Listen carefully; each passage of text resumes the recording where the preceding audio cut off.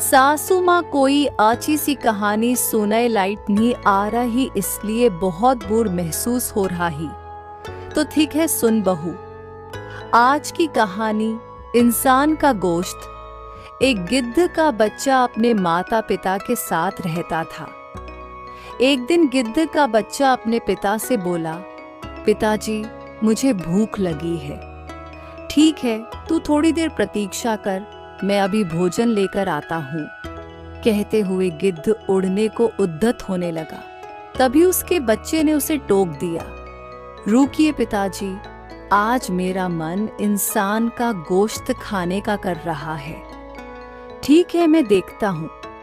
कहते हुए गिद्ध ने चोंच से अपने पुत्र का सिर सहलाया और बस्ती की ओर उड़ गया।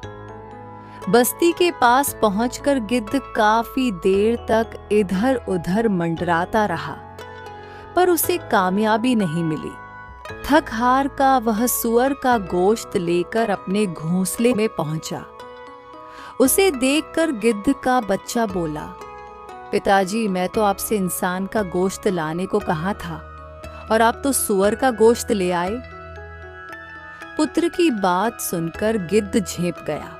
वह बोला, ठीक है, तू थोड़ी देर प्रतीक्षा कर। कहते हुए गिद्ध पुनः उड़ गया। उसने इधर उधर बहुत खोजा, पर उसे कामयाबी नहीं मिली। अपने घोंसले की ओर लौटते समय उसकी नजर एक मरी हुई गाय पर पड़ी।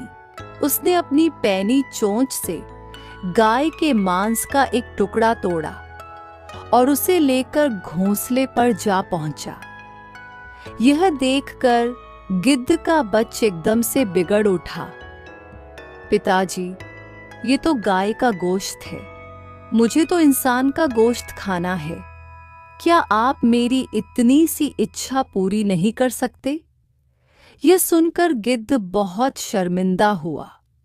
उसने मन ही मन एक योजना बनाई और अपने उद्देश्य की पूर्ति के लिए निकल पड़ा। गिद्ध ने सुअर के गोश्त एक बड़ा सा टुकड़ा उठाया और उसे मस्जिद की बाउंड्री वाल के अंदर डाल दिया। उसके बाद उसने गाय का गोश्त उठाया और उसे मंदिर के पास फेंक दिया। मांस के छोटे छोटे टुकड़ों ने अपना काम किया और देखते ही पूरे शहर में आग लग गई। रात होते होते चारों ओर इंसानों की लाशें बिछ गईं। यह देखकर गिद्ध बहुत प्रसन्न हुआ।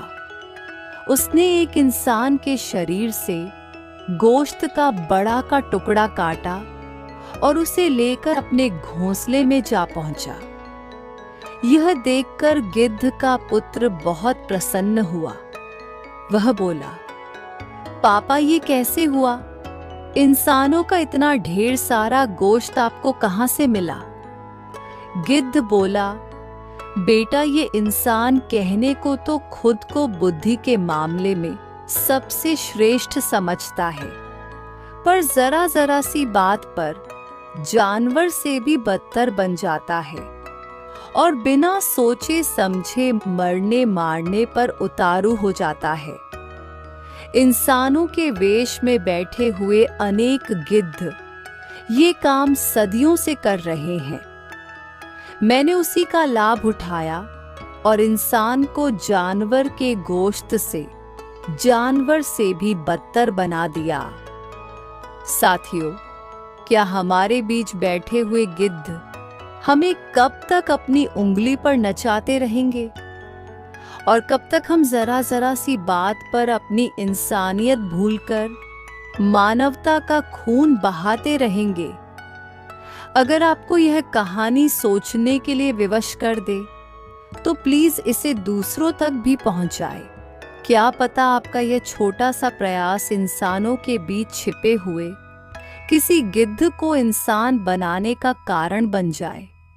और एक और कहानी सुनिए, संस्कार बहू के ऊपर ही है।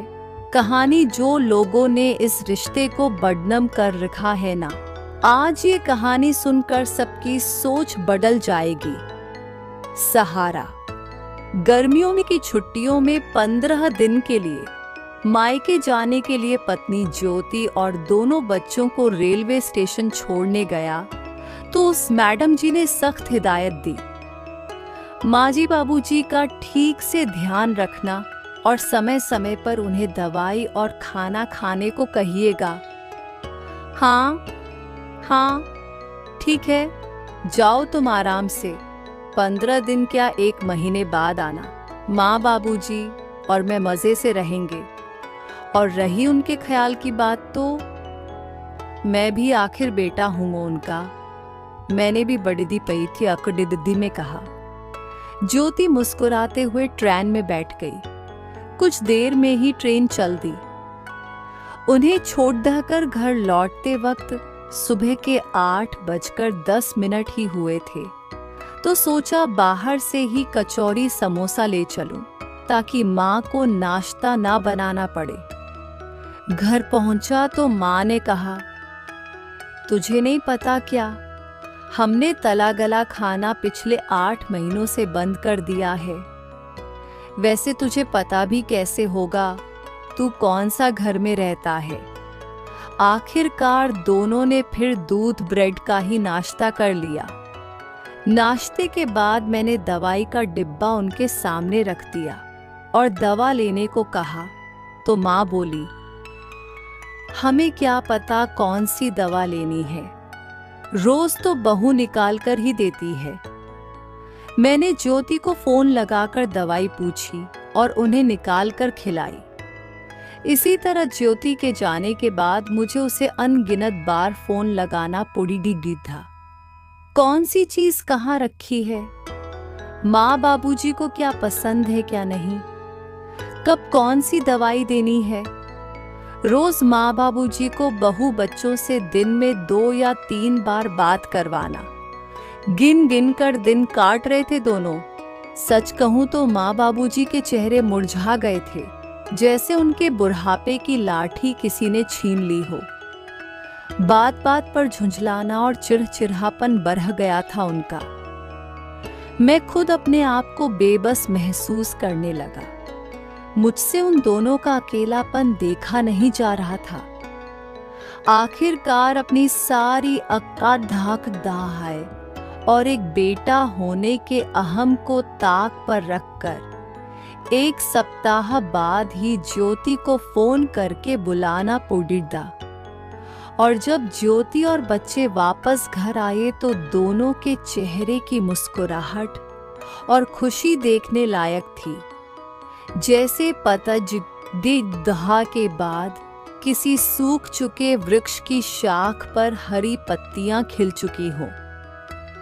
और ऐसा हो भी क्यों नहीं, आखिर उनके परिवार को अपने कर्मों से रोशन करने वाली उनकी ज्योति जो आ गई थी। मुझे भी इन दिनों में एक बात बखूबी समझ आ गई थी, और वो यह कि